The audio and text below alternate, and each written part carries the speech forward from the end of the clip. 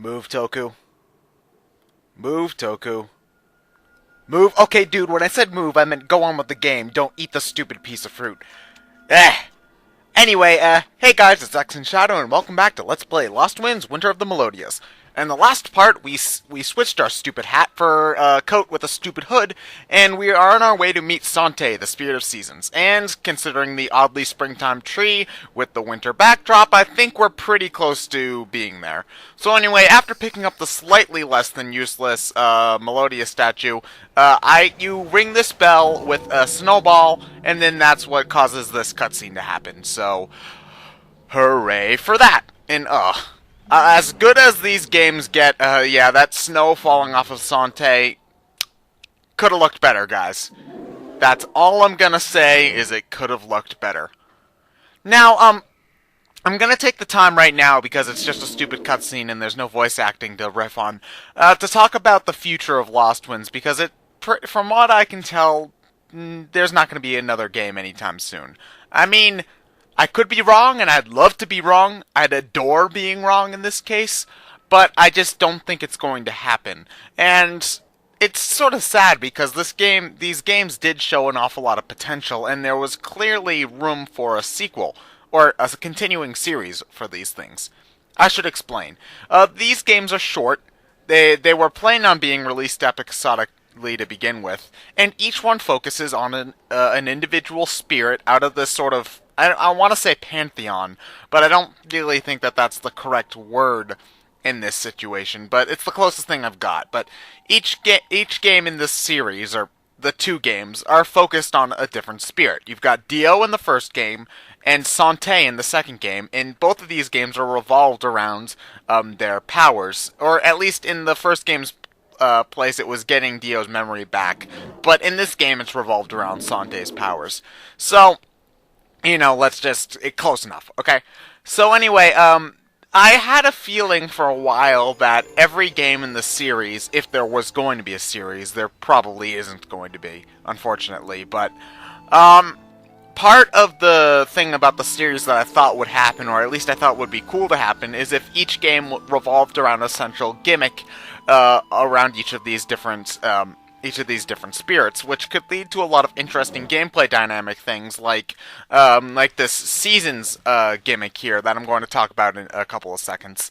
But unfortunately, for some reason, Frontier Studios decided to stop making LostWinds games, so I don't know why. It might be because the games aren't really popular enough, or I don't know. I mean, it's not like they've completely forgotten about the series, because iOS ports are somewhat of a recent development, and they actually released the soundtrack for these games on iTunes relatively recently, and if you've got like an extra $5 to spare, I'd highly recommend checking it out, because LostWinds soundtrack is one of the best things to listen to if you need to like fall asleep, or if you need to have something to listen to just to relax or something like that. So they obviously know that these games still exist, but whether or not they just didn't sell good enough or something, they're just not really doing anything with them anymore, which is sort of unfortunate. Anyway, there's a really great dynamic here with the winter-summer thing that I figure I might as well show up. But it's one of those thematic essay type things, so I apologize for boring you in advance. But I remember mentioning before something about winter being sort of this harsh, cruel time of the year, and it is. Winter sucks. I fucking hate winter. It's cold, it's miserable, it's wet, winter sucks. Sucks, sucks, sucks. Summer, on the other hand, is awesome. No school, warm all the time, go to the beach, have fun, awesome, awesome, awesome. However, in this case, winter is the safe time, and summer is the deadly time. Because if you actually paid attention to the cutscene back there, Sante turned this area into an eternal winter to keep the water from going down into Summer Falls, which is this town here, and poisoning everyone and killing everyone. That's basically the gist of it. So, even though summer is normally considered sort of this safe time, well, not necessarily a safe time, but it's you know, a time associated with growing and warmth and whatever, and winter's just sort of this dead period, and the fact that they switch around those two things I find really sort of engaging. Now, you don't have to worry, there's no, like, time limit here there isn't like a certain amount of time you can stay in summer before things go badly, or any of that. It's just something there for story purposes, and it doesn't really have any impact on the gameplay at all. So you don't have to worry about, you do not need to worry about spending time in summer. It's just something for plot, so you can take as much time as you want. Anyway, in order to get the ability to change seasons at will, which will then sort of become the main crux of the gameplay from this point, we have to get enough gold to basically fix Sante's magic season ringing bell of doom, I guess. And to do that, we must solve a couple of mini side quests for the villagers here. And I think that this is a good way to get the towns in LostWinds to be a little bit more involved. Because in the first game, there were a whole bunch of townspeople that you could talk to, but none of them really ever said anything. Like, the only non-named character that ever did anything was that one lady who told you that Notea had found a thing. That's pretty much it. In this game, all of the townspeople not only actively participate, well, I wouldn't say actively, but participate in some way. They all have their own little unique quirks, like you have the guy who's trying to find his duck Oswald. You know, there's a lot more character to these people than anybody in the first game, which I think is a really important thing when it comes to building a game like this, because this game does an awful lot more to establish world building than LostWinds 1 does, because, you know, we've got a town, we've got people in the town, we sort of kind of like the people in the town, and we care about what's happening to them. I remember Smith and the Chief an awful lot more than anybody in LostWinds 1. Hell, I think that Dio is incredibly boring in LostWinds 1. With that said, this is also not exactly my favorite part of LostWinds. LostWinds Winter the Melodias, I should say, because it's kind of tedious, I'm not gonna lie. Especially these fucking fruit right here.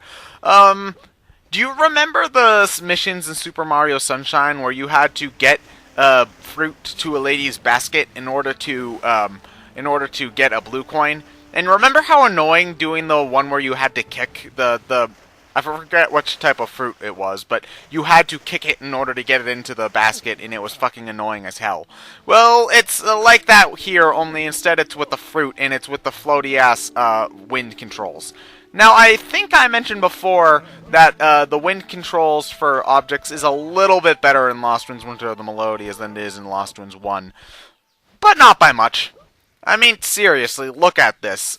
You can't be precise in this, because if the wind is, because they're just so floaty and they go around all over the place. And if you get even the slightest, if you're even the slightest bit too close to these fruit when you're trying to levitate them or move them around and stuff, then you will be caught up in the jumping, and then it's just frustrating because the control is, I'm not gonna lie, the control is not very good.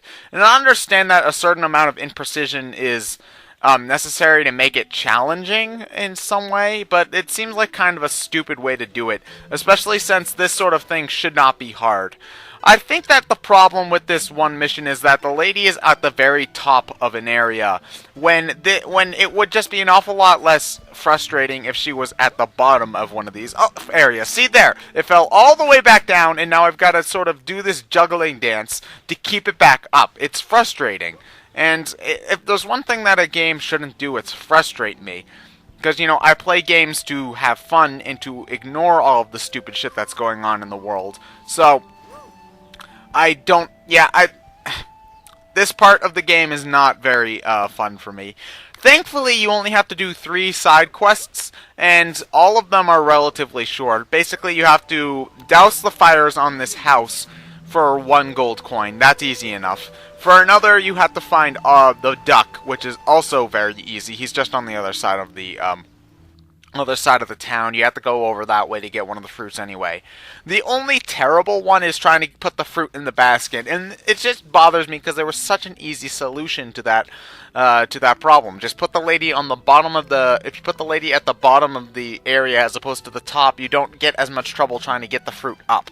And I don't think that it's a matter of the game being too hard. I think it's just a matter of this could have been designed a little bit better. either way, while I appreciate the effort to making the town areas feel a little bit more vibrant, and for the most part it succeeds, that town section is just not one of my favorite parts of the game. Now, for the most part, navigating in summer is mostly the same as navigating in winter. There are a few differences, namely, the enemies that you fight in summer are a little bit more annoying than the ones you fight in winter, and you have to take care of them in different ways. Like, for example, the fire globes that I just saw, you would either need to splash water on them, I think, or you have to dunk them directly into a pool, which is generally a little bit easier. And I'm pretty sure you need to have it be winter in order to get that. But when it comes to moving around, I'd say that winter actually gives you access to more areas than summer does. Because if the water isn't, like... Because really the biggest thing about winter is that it freezes over water areas. So if there's no water in the area, when you know that there's no water in the area, I would recommend keeping it winter as often as possible. Which I guess sort of... that sort of leads into this overall theme where summer is more dangerous, even though it's not because it's summer and all that pretentious bullshit. But it's just an interesting thing. Now, occasionally you do get shortcuts when you're in summer. Like here, I believe this is a shorter way back into the area that you get to Sante, or... Yeah, that's general. I think that's a shortcut. I might be wrong. I might be just pulling shit out of my ass for this, but whatever.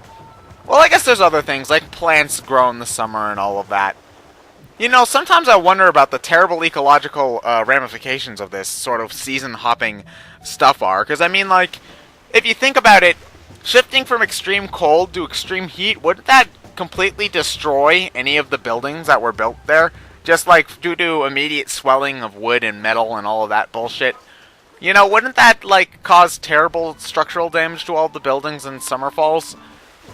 And on top of that, what about the ecosystem? I mean, we've established that there's animals in this world, or at least one. A duck.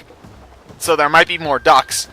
But, yeah, wouldn't that completely destroy their environment and stuff? And for the matter of fact, how far do Sante's season-shifting powers go? Is it just Summer Falls, the area directly surrounding Summer Falls? Or do the people 500 miles away back in Homestead just suddenly have to put on a winter coat while they're walking around and take it off? You know what? That would be the part that bugs me the most. Not the deaths of thousands and thousands of innocent animals due to sudden and harsh climate change. But the fact that I have to carry around a coat and keep on taking it on and off and on and off. I hate that.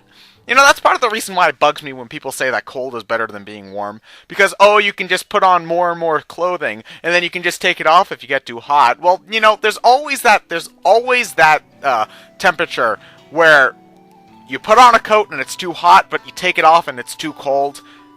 Always that temperature whenever I'm around. Always that temperature. Not to mention that once you pass, I think, like 3 layers of clothing, you start feeling so bulky you can't really move around. And I am just rambling on at this point because there's nothing to talk about. Anyway, we talked to Sante, and now we have the ability to shift seasons whenever the hell we want. And that is awesome.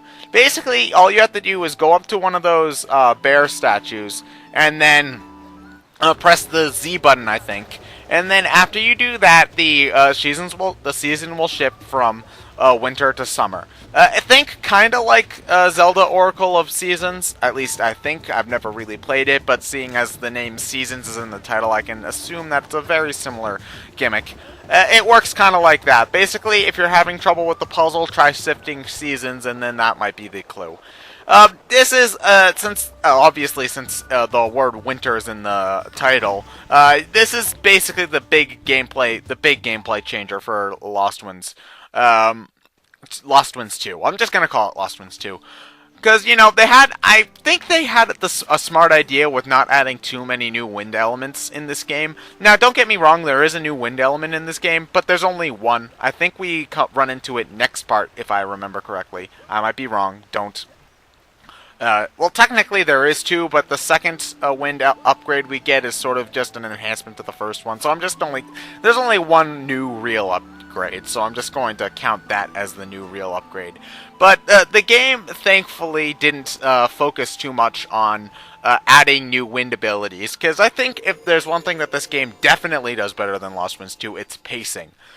LostWinds 1, as you might remember if you watched the LostWinds 1 LP that I did, one of my biggest problems with LostWinds 1 was its pacing, in that the game had to rush through tutorial sections for all of these powers, because the game needed to establish how gusting works, and then right after that they needed to establish slipstream, and then right after that they needed to establish vortex. In this game, you do an awful lot more with gimmicks that make sense and don't involve a whole lot of tutorial sections.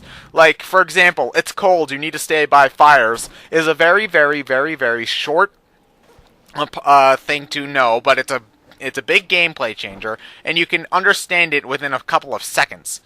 Yeah, I can phrase that better. Basically, the sort of you have to stay near fires or you don't die tutorial thing is something short, sweet, but also a big gameplay changer. You don't have to spend 5 minutes going through an area getting you accustomed to the controls. It's just something that you know how to do instinctively.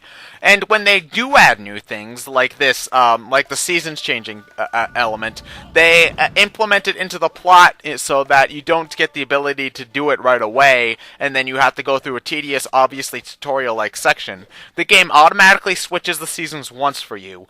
You get used to the different dynamics of winter and summer, and then the game gives you the ability to change seasons whenever you want, and you already have sort of an idea of how the puzzles involving that dynamic are supposed to work.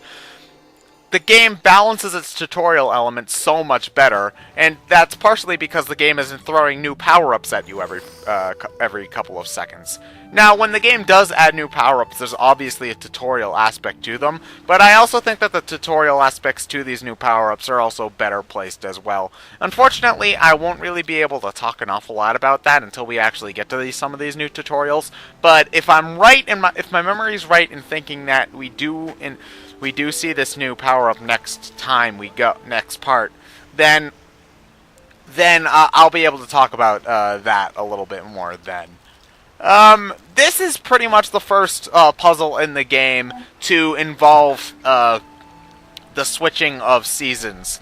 Basically, what you need to do is you need to shift the season from winter to summer in order to open up the little gate there, and then once you open up the gate, you have to switch it back to winter in order to actually continue on with the area. So again, even though it's relatively simple stuff, but since you're already used to these dynamics, it's not really that big of a deal.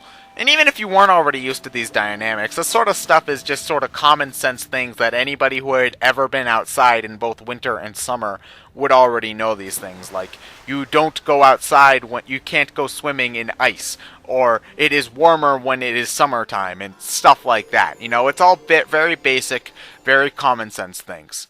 Another thing that I also like about the game, although this is a small detail, is that they do keep track of things like ice expanding, because you can notice that the water level's higher as ice than it is as water. Anyway, next time... Actually, I don't really remember what happens in the game at this point, but I'll see you guys later.